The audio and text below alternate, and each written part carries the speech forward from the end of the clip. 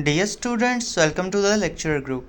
आज हम new 9th class physics PTB 2025 से चैप्टर नंबर 4 जो कि टर्निंग इफेक्ट ऑफ फोर्स के बारे में है, इसकी एक्सरसाइज को कम्प्लीटली सॉल्व करेंगे। तो एमसीक्यू से स्टार्ट करते हैं। एमसीक्यू नंबर 4.1 है हमारे पास। A particle is simultaneously acted upon by two forces 4 and 3 newtons. The net force on the particle is.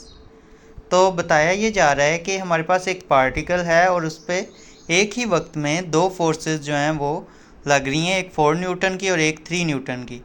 तो नेट फोर्स जो है वो क्या हो सकती है इस सूरत में।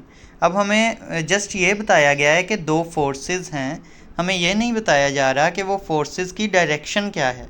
तो कुछ हम केसेस को कंसीडर करते हैं और उसके बाद जो है वो आंसर लिखते हैं।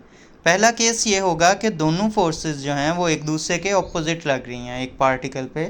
तो मैं इस तरह से इसको मेंशन करूँगा कि ये एक 4 न्यूटन की फ़ोर्स है, इसी तरह इधर से 3 न्यूटन की फ़ोर्स जो है वो लग रही है।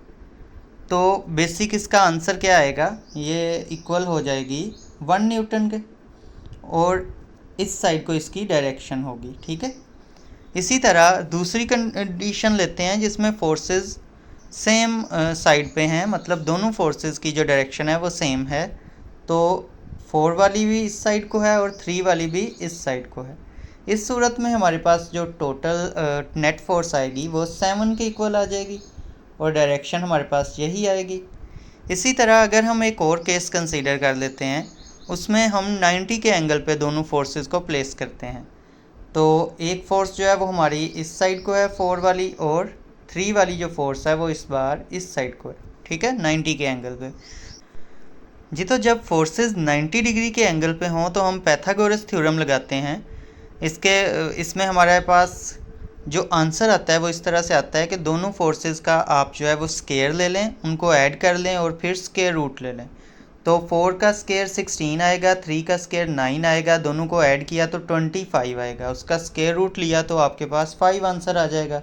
तो इट्स मीन आपके पास 5 जो है वो आंसर आएगा। तो बाकी जितनी भी सिचुएशंस लेंगे ये आप एंगल चेंज करते रहें, 90 के अलावा जो है वो 60 कर लें, 70 कर लें, तो आपके पास जितने भी आंसर आएंगे वो 1 और 7 के इन बिटवीन ही आएंगे।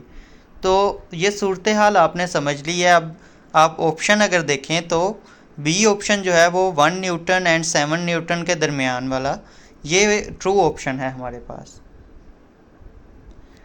नेक्स्ट हमारे पास जो एमसीक्यू है वो है 4.2। इसमें पूछा जा रहा है a force F is making an angle of 60 degree with X axis, its Y component is equal to. अब हमें पता है कि एक्स कंपोनेंट जो है वो एक्स कॉस से आपने याद रखना है, कॉस थीटा। ठीक है, हमने रेजोल्यूशन ऑफ फोर्सेस में ये समझा था कि एक्स कंपोनेंट की अगर आपने फोर्स फाइंड करनी है तो एफ कॉस थीटा उसका फार्मूला होता है, और वाई कंपोनेंट के लिए एफ साइन थीटा। ठीक है, वाई को आपने साइन से अपने जहन में की बनानी है, वाई साइन थीटा।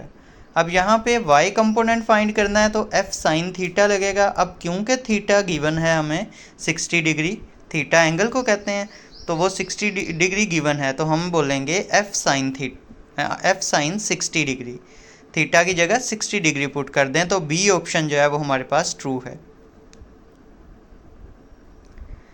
नेक्स्ट अगर हम देखें तो 4.3 है, हमसे पूछा जा रहा है moment of force is called. Moment of force का जो दूसरा नाम है वो है टॉर्क। तो हमने ये लेक्चर के अंदर कई बार जो है इसको यूज़ किया था, इस नेम को भी। तो टॉर्क जो है ये डी ऑप्शन हमारे पास ट्रू है। अब हम नेक्स्ट मूव करते हैं 4.4 पे।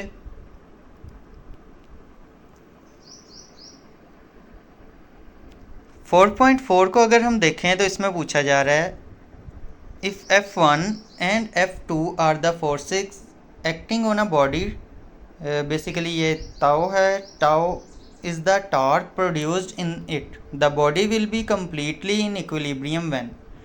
तो बेसिक यहाँ पे हमसे इक्विलिब्रियम की दो कंडीशंस पूछी जा रही हैं कि इक्विलिब्रियम में अगर कोई भी चीज़ हम कहें कि वो इक्विलिब्रियम में है तो उससे कौन सी दो कंडीशंस को सेटिस्फाई करना लाजमी है।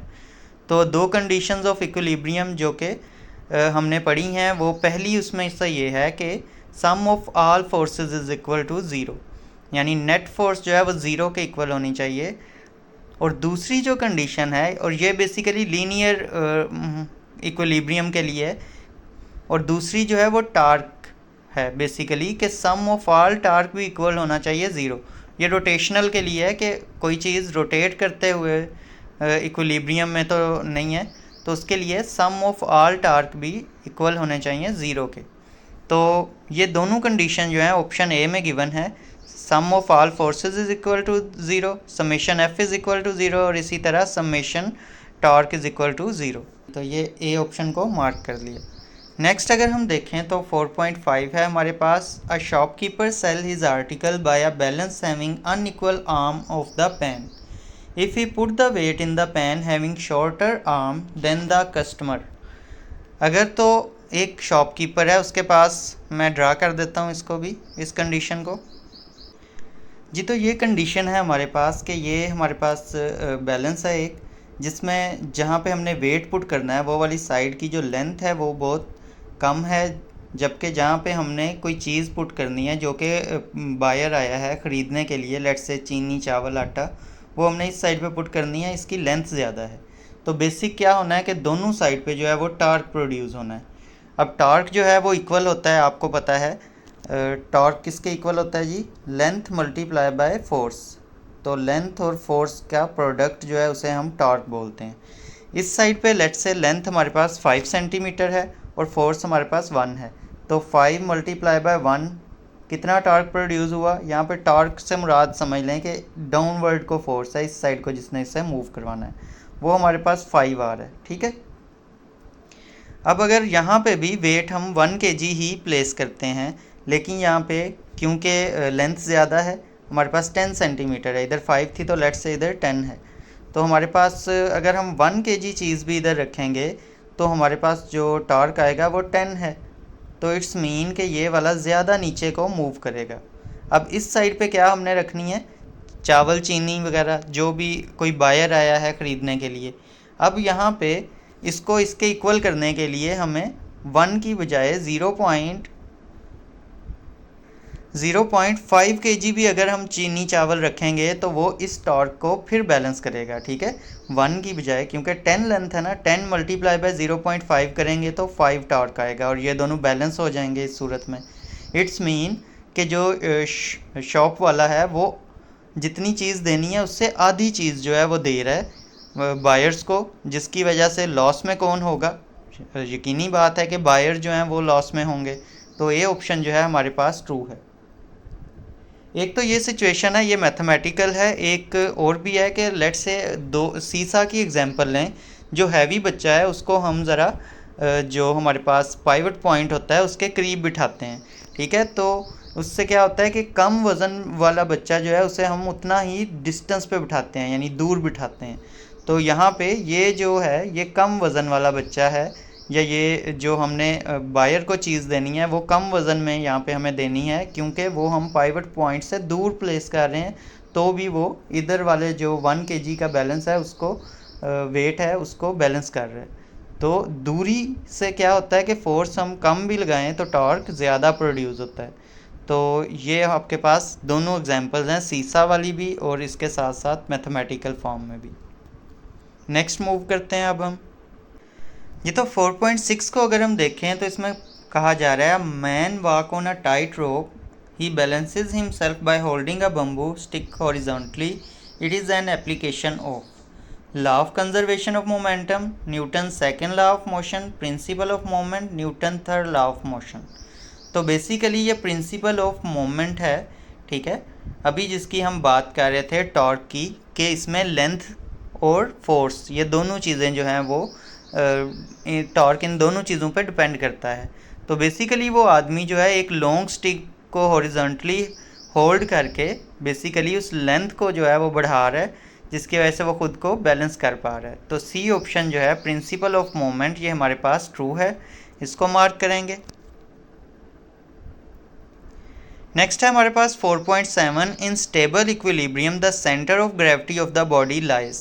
स्टेबल इक्विलिब्रियम के अंदर जो है वो सेंटर ऑफ ग्रेविटी जो है वो कहाँ पे लाई करता है किसी भी ऑब्जेक्ट का, एट द हाईएस्ट पोजीशन, क्या वो हाईएस्ट पोजीशन पे होता है? बिल्कुल नहीं।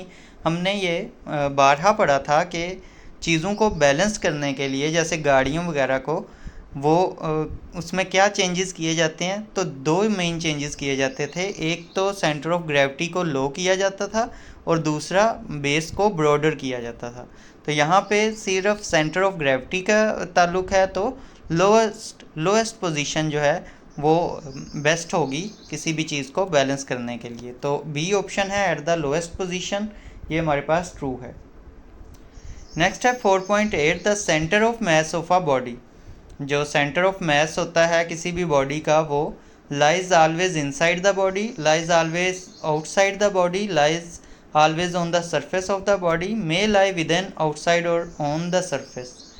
तो हमारे पास डी ऑप्शन जो है ये ट्रू है, क्योंकि सेंटर ऑफ मास जो है किसी भी बॉडी का, वो सरफेस पे भी हो सकता है, आउटसाइड भी हो सकता है और इनसाइड भी हो सकता है। ठीक है, एक बाउल की हमने एग्जांपल ली थी जिसमें हमने उसके सेंटर में दिखाया था जहाँ उसका सेंटर ऑफ मास। तो डी ऑप्शन को हम मार्क करेंगे। नेक्स्ट अब हम मूव करते हैं। ये तो 4.9 MCQ है। इसमें पूछा जा रहा है cylinder resting on it's circular base is in.